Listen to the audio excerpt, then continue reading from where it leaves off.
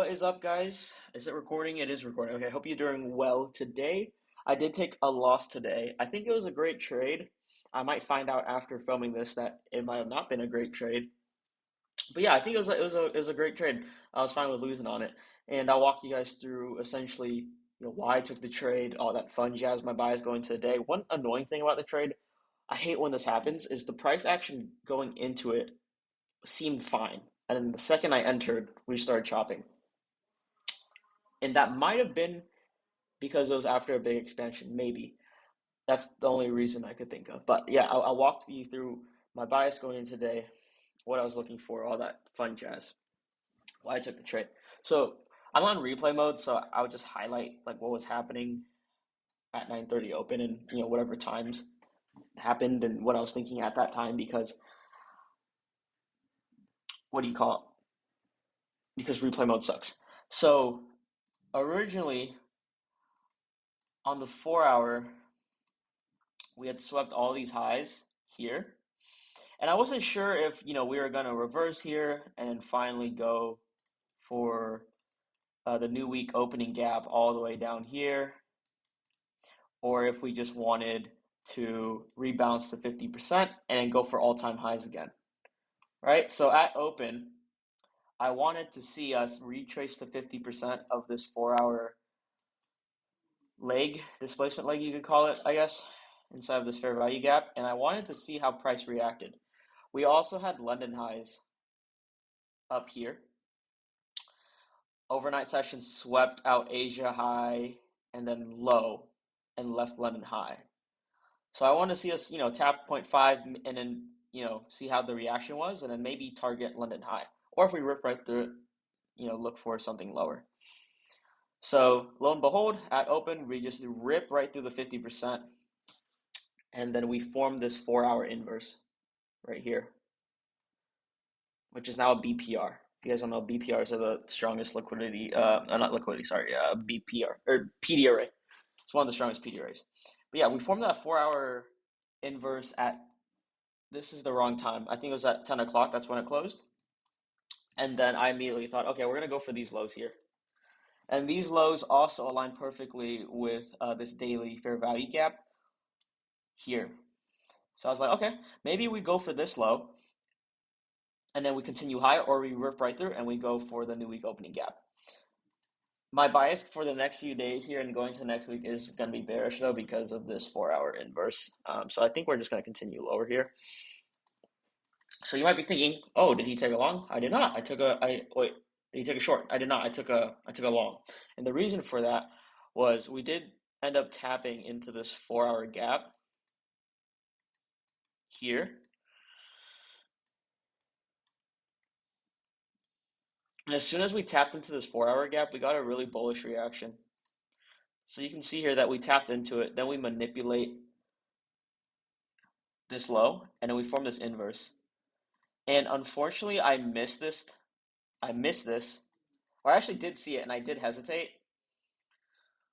which is on me, because if I'd taken this, it would have been like 2R to 50% of this, right? So I saw this, and I was like, okay, we could get along here because we just dumped so much without retracing back to equilibrium or any inefficiencies. So I was thinking, okay, we could rebounce to 50% and then get a short of this 5 minute range, or we could rebounce to 50% of this 15-minute range. And there's a bearish gap up here that we could tap into, right? So I was thinking, okay, I can either long or short here. I just need to see what price does and I'll react based on that. So I had this 3 minute outlined, and then I also had this 3 minute up here. And I was thinking to myself, okay, this is basically the external gap. These are both external gaps. So whichever one price disrespects first will tell me where the market wants to go.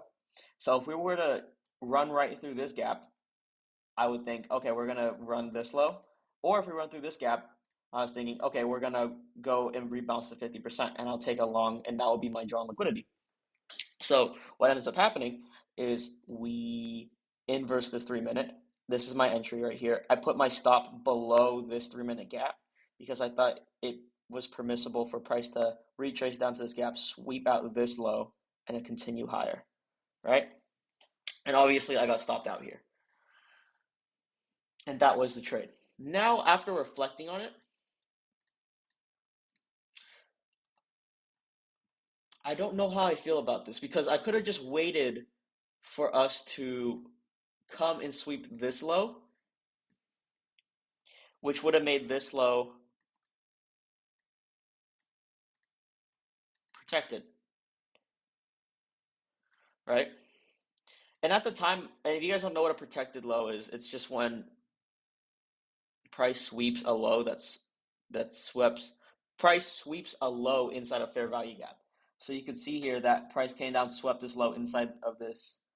This is a 4-hour gap. Yeah, 4-hour gap, which makes this low protected. Protected just meaning that it's unlikely for price to come back to it because it doesn't really make sense for price to sweep a low that swept another low that swept another low.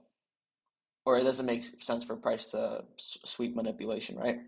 At the time, I already thought this was protected because you can see here that there is a low inside of this gap that got swept by this low. But what I failed to think of was this was protected up until we swept buy side up here. So then it made sense for price to come back down and sweep this again before maybe rebalancing, going higher, or doing whatever it wanted to do next, right?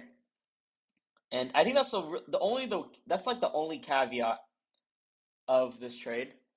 This week, the loss I took was because of this, and then last week I took another loss because I faded an unprotected low that I thought was protected. So actually, that is a good learning lesson. So I still think this was like a fine trade.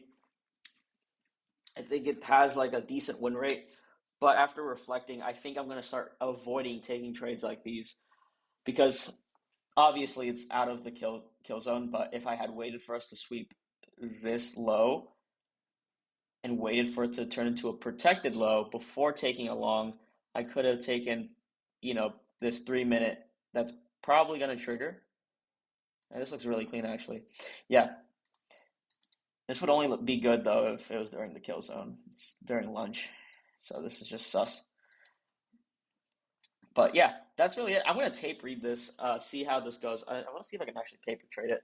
But yeah, that's really the trade recap today. I think the main mistake I made after reflecting is just not waiting for this low here to be swept before taking longs.